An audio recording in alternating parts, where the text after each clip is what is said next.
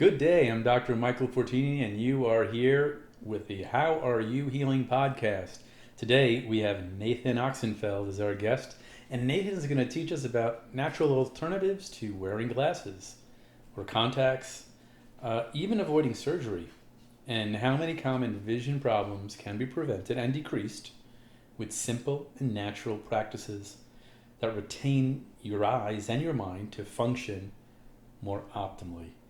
Nathan himself used something called a Bates method when he was younger to get rid of the vision problem he had. He had a +4 problem where he could not see things that were near to him at a young age, and practiced this method, did eye exercises and training, and got so excited after resolving his eye issues still to today that he founded the Integral Eyesight Improvement Center right here in Asheville, North Carolina. And what he does is he combines the Bates method with yoga, meditation, breath work, all different holistic practices, emotional, diet, nutrition, all things included, to have your vision come back to working at its optimal, I'm going to guess, genetic performance, the level that your eyes want to be working at. So let's listen to some eye hygiene here with Nathan. And I want to thank the sponsors, WNC Holistic Center, for putting this podcast on and together. WNC Holistic Center in downtown Asheville, right off French Broad Avenue, is founded in 2018. There are multiple practitioners there. If you're interested in chiropractic, acupuncture, massage, Reiki, osteopathy, neurofeedback, biofeedback, Thai massage, we've got it all. So wanting to move off of medications, figure out your headaches, your neck pain, your back pain naturally, get to the cause or the underlying root of these issues, you want to go to a holistic center. There's no charge for the consultation. You call 828-255-8333, ask for the free consultation, tell them you heard this podcast and you want to get an evaluation to see if you could receive help. So that's the WNC Holistic Center, downtown Asheville, 828-255-8333. All right, well, let's get ready to talk to Nathan Oxenfeld. Yeah, welcome. Thank you very much. I'm super excited that you're here. I have a friend in New York that probably 10, 15, 20 years ago said, hey, there's a way that we could get rid of our glasses and contacts by doing these exercises. And I went to your website, and it said the name of the doctor. It begins with a B, I think? Yeah, Dr. William Bates. Bates. So it was way back then that this came out. And no, I didn't believe it because it was the first thing out. But then when I saw your website, I'm like, wow, still around, something to it. Must be working. So, yeah, it's been around like 100 years. Actually, this is the 100-year anniversary of his book coming out. That long. So in 1920, he published Perfect Sight Without Glasses. And that kind of started it off back then, 100 years ago. And I was kind of the same way. The first time I heard about this stuff, a friend told me he was working on improving his vision. I had never heard about anything like that before. And he was reading books about Bates from 100 years ago. And same kind of thing. I was like, oh, well, maybe it worked back then. But then I started looking online. I found people still teaching it. And similar to your experience, I was like, wow, people are still talking about this. It's still going on. So let me get the eye right here. I got to go back 40 years to the study that we had. If I took a piece of plexiglass in front of me and I was holding it, and I was looking out and I bent the plexiglass, things would change and the view would change because I'm changing the way the light hits things. And it would appear like I could bend the room or something, or turn it the other way. Right, so in our eye we have a lens, and that lens operates the same way. It moves, and it moves because of muscles. Yep, yeah, it's surrounded by the ciliary body, which is controlled by these ciliary muscles. So yeah, depending on how they're relaxing or contracting, it changes the thickness of the lens. So when we're looking closer, it gets like thicker, like a magnifying glass, and then when we're looking farther, it gets thinner for that distance focus. Okay. So my guess is, and you didn't go into it, so I just want to guess first, is that you help people work out those muscles. Not so much. Yes, and the only thing I would add in there is relax those muscles. Oh, okay. Right? So because a lot of times the first place we go to is I'm having trouble seeing or focusing. I assume that means maybe the muscles are weak, or I need to strengthen them or work them out, maybe exercise them. And that's kind of a popular phrase is eye exercise. And really my purpose is to kind of educate on that is part of it. But according to Bates, his whole thing was all about relaxation. So the concept is when there's muscle tension or eye strain or mental strain, it can actually interfere with the lens's ability to change shape or the eye's ability to change shape or the eye's functioning. It gets interfered with the strain there. So sometimes if we're like, all right, I'm going to go exercise and work out the muscles, that might actually be adding more strain and it might actually make the issue worse. So instead, this approach is all about letting go and relaxing and allowing those muscles to kind of find more of a rhythm again so they can kind of do more like autofocus. Okay. Yeah. So the couple of questions that come up for me is number one, why would someone, how much time does it take? Because it sounds like it takes a lot of time to do this. Yeah, it really case by case, but it definitely is a less of a quick fix than getting glasses or contacts or surgery, because we're actually getting at more of the root cause of the problem. So it can take somewhere between months and years sometimes in terms of getting depends on what you're after, right? Do you want to just kind of slow the vision loss down? Do you want to maybe start to kind of backtrack it and maybe decrease the prescription over time? My intention was to go all the way with it and get rid of my glasses completely. So for me, that took like 3 or 4 years. But compared to how long I'd already been wearing lenses, that kind of paled in comparison. So explain nearsighted, farsighted.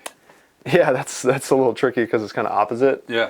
So I was nearsighted, which the official term is myopia. So that means I can see near, but not far. So it was really clear up close, blurry in the distance, nearsightedness. Farsightedness, kind of the opposite, where far vision's better, up close is blurry. So when you're farsighted or presbyopic, you need reading glasses for seeing things near.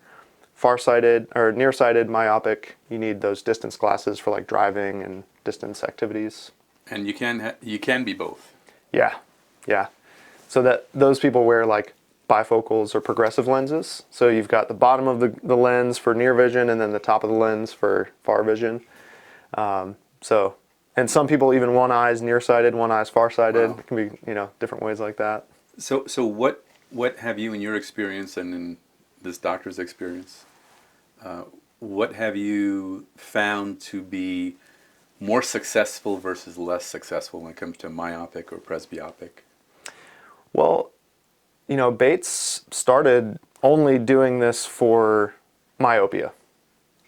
And he was actually presbyopic, so he was farsighted, and he was treating all these people who were nearsighted. And then one of his friends, I think, was jabbing at him, and he was like, "You're fixing all these people's eyes, why don't you fix your own eyes," right? Because he's wearing glasses. So then he was like, well, I wonder if this can work for farsightedness too. So he kind of, developed that and made that work too. For myself, it's a really big mix. It's kind of cut down the middle, like 50-50, the people I work with, okay, nearsighted and farsighted. I think that nearsightedness provides more of a noticeable change, because when you're nearsighted, you can only see, up to this point, and then everything beyond that's fuzzy, depending on the strength of it. And so when you're getting improvements with the natural vision improvement, and you don't have your glasses on, and you're starting to see, 2 feet, 3 feet, 5 feet, 10 feet, 20 feet, it's like a lot of new things to be like experiencing. When you're farsighted, it's like a lot of that's clearer, but then it's really just like the close range that's blurry. So even though you're still getting improvements at the near point, it's less kind of ground to be noticing. So I consider both like kind of miraculous, but I think the people who are nearsighted might sort of seem to work better for them because there's just so much more to be seeing. Gotcha. But I don't know. It's the cool thing about this is that it can work for both, nearsightedness and farsightedness. Yeah. So what? Because it's not an unknown, but it's such a small population of people that are working out or trying to relax their eyes, Mm-hmm.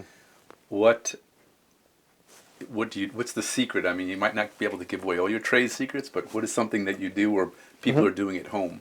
Yeah, yeah. No, you're totally right. This is, even though it's been around for a century, it's very unknown and kind of under the radar, not in the mainstream. And we are kind of trying to change that a little bit. Like, we're releasing this documentary next week that we went around and interviewed all these other vision teachers from around the world, just to like let people know that this exists and there's people actively teaching it. And in the film, we do include some little basic things, like one of the, I think two of my favorite things from the Bates method that anybody could start like right now is palming and sunning. So palming, super easy. You just cover up your eyes with your palms. And I'm kind of doing it wrong right now because I don't have anything to rest my elbows on. So generally you do want to have a surface to kind of support yourself, because you can palm for 5, 10, 20, 30 minutes. And you don't want your arms and shoulders just, getting tired. That is can be extremely relaxing, especially if you have some music or a podcast to listen to, and you just really sink into this really deep, dark place. Your hands start getting really warm, the eye muscles start to relax and release, and you come out of palming, and sometimes you actually see better just from doing that. Sunning is kind of the other side of that coin, so this is kind of like dark therapy. Sunning is more like light therapy, where we actually step out in the sun, close our eyes, move the head side to side, and we're actually just letting the sun shine on the whole face. Eyes are closed the whole time, and we don't do it for very long. We actually kind of go back and forth between like the sunning and the palming, and we're actually feeding the eyes their primary like environmental nutrient, which is light. Well, Yeah, and that's one of the more potentially controversial aspects of the Bates method is we're actually utilizing the full spectrum sunlight to actually heal ourselves is this in little tiny doses. We're not going overboard with it, sure? but Is this both for the nearsighted and the farsighted? yeah, yeah. So it's the general palm, sun, and that's the basics. Mm-hmm. Yeah, that's the cool thing about all these approaches to vision problems is, even though there's all these different manifestations of the issues, a lot of times we start off with the same exact kind of protocol, no matter what, whether it's blurry vision or macular degeneration. You start doing your sunning and palming, and that kind of begins the process of healing the eyes. It's kind of like brushing your teeth. We brush and floss our teeth in the morning, in the evening, but we're not doing anything to do the eye hygiene. So we just do a little palming, sunning, and then we're kind of good for the day. And if we do that every day, within weeks or months, we're feeling better in our eyes. That's we're amazing. seeing better. Yeah. That's so cool. I'm really excited to start that. Yeah, with the sunning, it's just important that it's low in the sky, right? It's like lower UV index, gotcha. right? So I usually do my sunning and my palming like first thing in the morning when I'm letting my dog out. Right. The sun's just coming up over the mountain, getting that nice, really early morning light, and then kind of closer to sunset, again, it's nice and gentle. Can you over palm or over sun? You can over sun, Okay. but you can't over palm. Yeah. So yeah, the sunning is like less is more, right? I usually only do it for like 30 seconds to 3 minutes at a time. Palming, Dr. Bates gives an example in his book from 100 years ago of a patient who came to him, and Bates taught him palming, and he asked him, is it possible to do too much? And Bates said no. So he came back the next day, and his vision problems were gone because he had palmed for 20 hours straight. I've never done that before, but I do encourage my students to do marathon palms. So like a half marathon would be like 30 minutes. Marathon would be like 60 minutes. And boy, the way that your eyes feel after a marathon palm is like kind of like a new set of eyes. They just feel so soft and relaxed. So And what is the mechanism? I mean, we put on night, shades and blinders to go to sleep. yeah. Mm-hmm. Is that doing the same thing, or is it? Partially. Yeah, Is it- so part of it is just the darkness, Okay. that pitch black. Gotcha. Because even when your eyelids are closed, your optic nerves are still being stimulated by light. And so when we have that pitch black, whether it's in the palms or an eye mask, or you are just in a totally dark room, your optic nerves, it's really the only time they get a chance to kind of rest and kind of rejuvenate. The thing that's missing with the eye mask is the skin-to-skin contact. So, we walked, you were telling me about the Reiki master here, right? So palming essentially is kind of like Reikiing your eyes. You're just kind of putting those healing minor chakras over the eyes there. And we can actually use the intention, right? We're kind of sending some healing from the palms right into the eyes to the brain. It kind of like cycles through. We could create that intention even with the eye mask too, but there's something special about just having your hands right there to just like let your eyes know, like, hey, like, I care about you, I love you, I'm giving you a little hug right now, and there's nothing to see, so you can just totally relax, that you can let go of that strain. Yeah. I like that. So how much pressure? I'm just touching, just... No pressure really. It's more about just blocking the light. So Okay. like I cup my hands, Okay. so my eyes are open right now, and I can look around in a circle. I can blink if I want to. For the most part, my eyes are closed, but we don't really want to be making contact with the eyelids or putting any pressure on them. Okay. So Nathan, why did you get in? What got you into this? Yeah, it was pretty much for personal reasons. Like I was sort of starting to tell earlier, I was introduced to this stuff by a friend. He was wearing pinhole glasses. I don't know if you've ever seen those before. No, but I can do that to see better. I would make pinholes, and I think Ben Franklin did that. Oh, yeah. Yeah. Yeah, so there are these glasses that are just covered in black plastic, but they have a bunch of little holes in them. And like you were saying, you can make a little pinhole with your hand or your finger or like that. Refract the light, you see. Yeah, yeah, and it gives you a little clearer vision. So I just was like, what are those? And he kind of explained this whole natural vision thing and the Bates method. And so I kind of jumped into it with him at first, and then I really just kind of ran with it on my own, and I was just like trying to do it all by myself, and I was making some progress. Like I cut my prescription in half from about -4 to -2, but I really eventually got to the point where I just needed some help. So wait, -4 to -2. So it's not 20/20. So the 20/20 number is the measurement of like your visual acuity. So when you look at the eye chart, it's like which line you can see on the eye chart, 2100 or 2040 or 2020. The minus number, that's the diopters. That's the strength of my glasses. So 0 is no prescription, but -1, -2, -3. For farsightedness. For nearsightedness. So minus is for nearsightedness, minus lenses. Farther you get from 0, the blurrier it is. The plus lenses are for farsightedness. So the reading glasses, +1, +2, +3, like you see at the drugstore and stuff. Right. So I was like -4. Gotcha. And I got closer to better vision by getting down to -2, but I still had, that final ways to go. So I actually reached out and got some help from a vision teacher and started taking like online lessons with her. And she really just took it to the next level for me and helped me get from -2 to no glasses in a much shorter time than it took me to get from -4 to -2. You're kind of young to have that type of vision. Well, I mean, I got my first pair of glasses in elementary school. I was like 7 or 8 years old. Okay. So I started pretty young and switched to contacts and was just doing contacts every day. So, yeah, no, you're right. I was 7 or 8 when I first got the glasses, and then I didn't learn about the Bates stuff. Luckily, I did learn about this kind of early in life. I was in my early 20s. So, yeah, I wish I would have learned about it earlier, but I'm really glad I did find it. So nearsighted, if I say I'm nearsighted, I could just say I can't see nearsighted as well. So I can't see near. Other way. Okay. Right. Nearsighted, I could see near. Yes. Okay. Right, so it's kind of literal in the way so nearsighted. Right? I'm nearsighted, I can't see far. Exactly. Okay. So as we get older, it's natural that everyone becomes farsighted or can't see close. We need reading glasses. Age 40 is what I hear the average is. So does this work well with people that are older and their eyes are changing? It really can. Really? Yeah. Okay.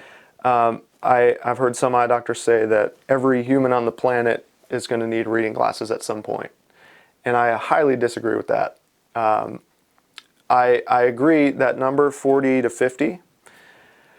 I agree with the sentiment that will need reading glasses, and the lens will lose its flexibility, and if we don't do anything about it, right? If we just leave it, to nature, that will probably happen, just that kind of aging and loss of flexibility, deterioration. So where this stuff comes in is, okay, I can see that coming, right? So I'm going to start doing these things to push that number from 40 to 50 back to 60 or 70 or 80 or 90 or never, right? So there are people who get into those ripe old ages and don't need the reading glasses. Those definitely seem to be the exception to the rule. But I'm thinking that maybe part of why we're in this situation is because no one practically does anything to prevent vision loss. And so if we just do a few simple little things, even if it's just the palming and sunning, 5 minutes a day. Yeah.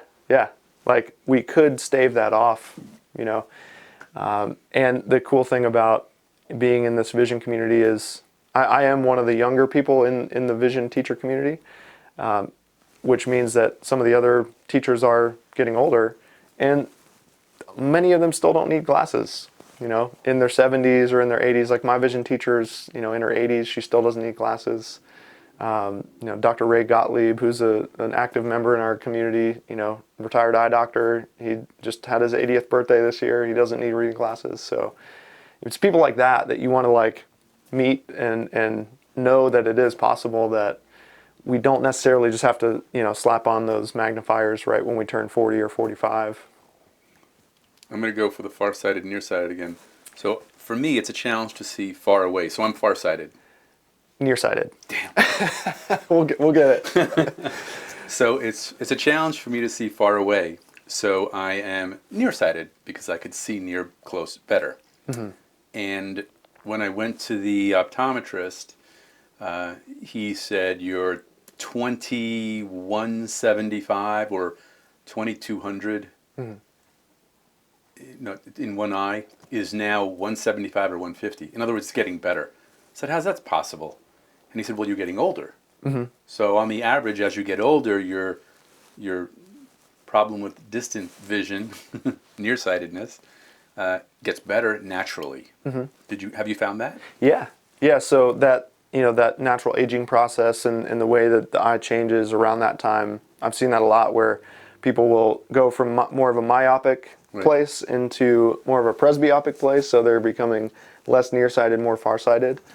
But what I'm interested in is not just one or the other, but I want sight at all distances. At all ages. At all ages, yeah. It's like, okay, I've got good natural vision near, but I need a lens to see far. Or I've got good natural vision far, but I need a lens to see near. I just want that natural good vision and that flexibility from within, because we have that mechanism built in. Like those ciliary muscles, the eye muscles, it's built to work, right? So it's just about figuring out, where did it go wrong? What's kind of throwing off the visual system, whether it's physical in the eye organ. A lot of times it's a lot more mental in terms of our perceptions and how the visual cortex is kind of interpreting the image the eye is giving. A lot of times it's even emotional. There can be even trauma-based kind of changes in your vision. So we just investigate, okay, where did this autofocus function get a little off track? And how can I kind of bring it back into that place? And it might take some time and some investigation, but it is possible. I love the word eye hygiene. Never thought of it. I've been in the health profession over 30 years, and I don't brush my eyes. I don't. I don't. I've never thought that they needed any kind of love or assistance. But this sounds great and exciting to add to my health portfolio. Yeah. What type, outside of the eye, what type of health interests do you have?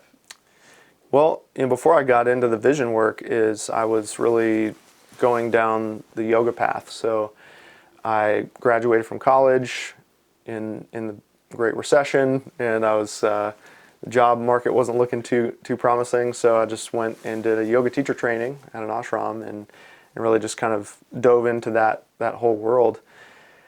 And so, I just moved to Asheville and started teaching yoga, and just really got into, yoga, pranayama, breathing, meditation, kirtan, just kind of plugging into the community here.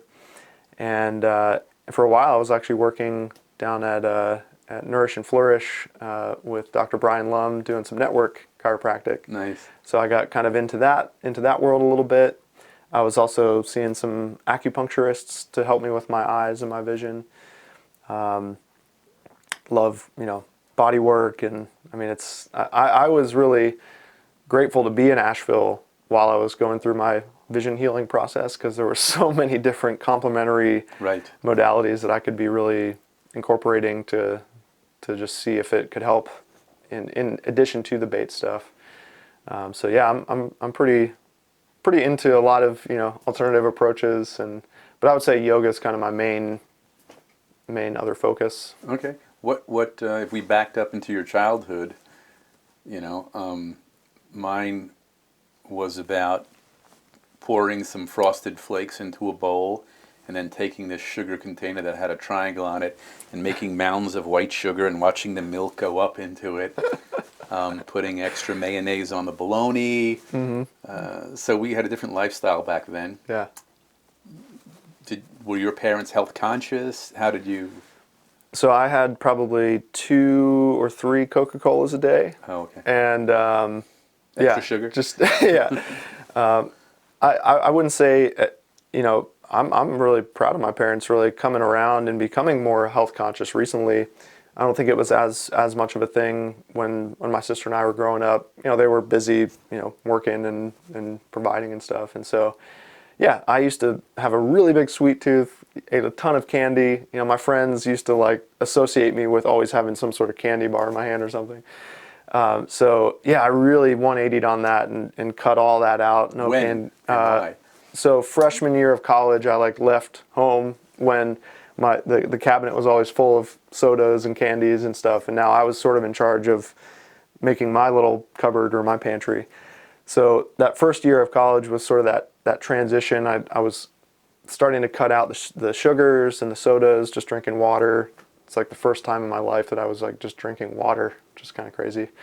And then so throughout college, I really was just learning more about the whole food industry and this country and how it's all broken, and just watching documentaries about food and health and all that stuff. So, I experimented with vegetarianism and, more of a yogic diet and stuff like that. So since, I've never been too extreme in that direction, but ever since then, I've just been really a lot more mindful of my diet and my consumption.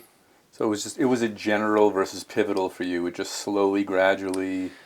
Yeah, I mean, there was definitely one summer where our library on campus let you check out 7 DVDs a week. So I would just each week that whole summer, I was just watching a documentary a day, just, Food Inc., all these different ones like that. So that really, I'd say, is a main thing that I could point to in terms of really transforming that whole side of things. That changed my world too. Yeah. Those documentaries really were helpful in having me make a decision. So I got to get back there again because there's some new ones out. Supersize This was an old one way back then that I just never realized. So good, yeah. Well, I'm really appreciative that you're in the field, that you are a health enthusiast, and you teach and share about vision and how we can not need glasses. Is there anything besides the aesthetics that benefit us? Just not wearing glasses looks better or is easier or less expensive? Is there any health components that might also... Yeah. I mean, it's interesting how this has changed generation to generation, because maybe, I don't know, maybe when you were growing up, it wasn't as kind of cool or fashionable to have glasses, and maybe kids got picked on more, called names and stuff. And now it's ever since Harry Potter came out, it's everybody wants glasses and it looks cool and you look smart. So there's this whole other arena of the whole psychology of the glasses. But in terms of your question, my interest in not only stopping my prescription from climbing, but wanting to not wear the glasses at all, came from a place of wanting to prevent further complications in the future. Because my myopia was kind of increasing over time. And a lot of times, more serious issues like retinal detachment or macular degeneration or glaucoma or these other vision issues that we see later in life are actually a result of this chronic lens usage, of the lens getting stronger, the eye getting more and more out of shape. So I kind of had my eye on the future of like, I'd want to preserve my eyes, not just in the short term, but in the long term as well. So even if people's goal isn't to get completely out of the glasses, I think it actually is smart to see if you can maybe stabilize it or maybe even cut the prescription down a little bit. And honestly, a lot of people are actually overcorrecting. Like if people are wearing distance glasses for driving and you're wearing them on the computer, you're actually overcorrecting for the computer, and then that makes the vision worse over time. So yeah, it's, you know, this documentary we're putting out is changing the way people think about glasses, of having different pairs, like different pairs of shoes. Sure. So you've got a pair of computer glasses, you've got a pair of driving glasses. So, you know, people, instead of just having one pair for absolutely everything in your life, you know, even just taking that step of like maybe trying some different strengths or, you know, different types of glasses can actually help you have a little more control over the situation. But I'm going to guess also that, because when I go for the eye test, they're like, okay, this one or that one. I'm like, well, I don't know. It's this. Well, this one or that one. This one or that one. It's like, it seems like they're struggling to really figure out what prescription that I need. And then when I leave, if I have an old pair and I got 2, 3 different pairs, sometimes my eyes feel better. Sometimes I feel a little tension headache sometimes. So I'm going to guess that a lot of people are walking around without the real proper prescription, only because it's challenging on the optometrist on their end. Yeah, it's like how do you nail down this moving thing, right? Because vision is a very fluid, fluctuating thing, and it can change moment to moment. And even in the time it takes for them to switch number 1 or number 2, I mean, your vision can fluctuate. And so, yeah, that's one of the main flaws in my eyes of this whole approach to vision problems, is we're actually putting a fixed prescription on a fluid organ, you know, and it's something that wants to be changing and adjusting, all of a sudden gets like just frozen and kind of stuck there. And not to mention that a lot of people get pretty stressed out at the eye exam and anxious, and that whole process is just not a pleasant experience. And coming back to Bates's teachings, you know, good vision really depends on relaxation. And it's kind of a shame that's left out of eye exams. You know, nobody's ever reminded, hey, it's okay, calm down, you know, like don't stress out too much, like just remember to breathe, blink, right? Sometimes you sit in that chair and you're just like, right? So Bates used to test people's vision outside in the sunlight, you know, and at a farther distance from them, so this doctor wasn't right in your face to kind of mess with your results. So it's you're right though, it is a challenge. It's like, how do we get this objective measurement of this thing that's so subjective? You know, so plus, you know, how many people just give up and go, yeah, okay, it's that one. It's like, let's get this exam done. All right, so what are some things, Nathan, right, about your daily activity, weekly activity, that you, in the area of health, that you absolutely must do every day, or part of your routine or habit of health? So in addition to the things I mentioned with self-care with the palming and some of this like light therapy and nature with the sunning, I think that a lot of people are struggling with their screens right now. So I think that a really important thing to do is to manage screens. Yeah, so phones, tablets, computers, TVs. I really encourage people to start using blue blocking software. So the night shift mode on your phone, or these softwares like Flux or Iris on the computer, that they're finding that the blue light that's coming from the screen is actually damaging the eyes, affecting the retinas, potentially causing cataracts or macular degeneration. And it's really messing with a lot of people's circadian rhythms with the melatonin production. So even if you don't do your sunning and your palming, or you don't take that much of an action on your eye health, which I hope people do, even if you just put this blue light software on your screens your eyes are going to feel so much better. Wow. I mean, I've been using these things for 8 years, and if I look at a screen that doesn't have it on, it hurts. It's a harsh. It's like, can you please like turn that blue light down? Right. So that in and of itself can actually be a really big, important step in terms of just because so many people are on their screens so much, especially. I've seen that on my phone, but I haven't seen that on my computer. It's on my computer too? More computers that feature is being built into Oh, it, okay. so it might be in the display and settings. But I have downloaded Flux onto my laptop. It's a What is free that? software. Software? Yeah, Flux. Okay. It's free. You pull it up. There's a little bar you can drag. You drag it down. It makes your screen more kind of yellow amber Gotcha. color. And then it's called Night Shift on your phone, but I have it on 24/7. So I think if people can become a little more educated about light, I think that'll be huge in terms of that's what vision is, right? Is Sure. light coming into the eyes, and yeah, there's really just not that much knowledge about the different qualities of artificial light, and that's what a screen is. It's an artificial light, and it's an LED light. And the issue with the LEDs is this really unnatural spike in the blue spectrum. So if we can kind of manage that and make that a little less intense on the visual system, That'll help us out. could maybe prevent computer vision syndrome or other kind of symptoms that people get from all this screen Well, time. thank you for that. That's very helpful, and I'm going to take effect on that immediately, making sure that Flux is downloaded, especially in our work computers, because you have staff that are looking at a computer 8 hours a day. That may be affecting things that we never even thought of. Yeah, that's the thing. Is like a lot of eye doctors talk about the 20-20-20 rule, right? Where you every 20 minutes you look 20 feet away for 20 seconds.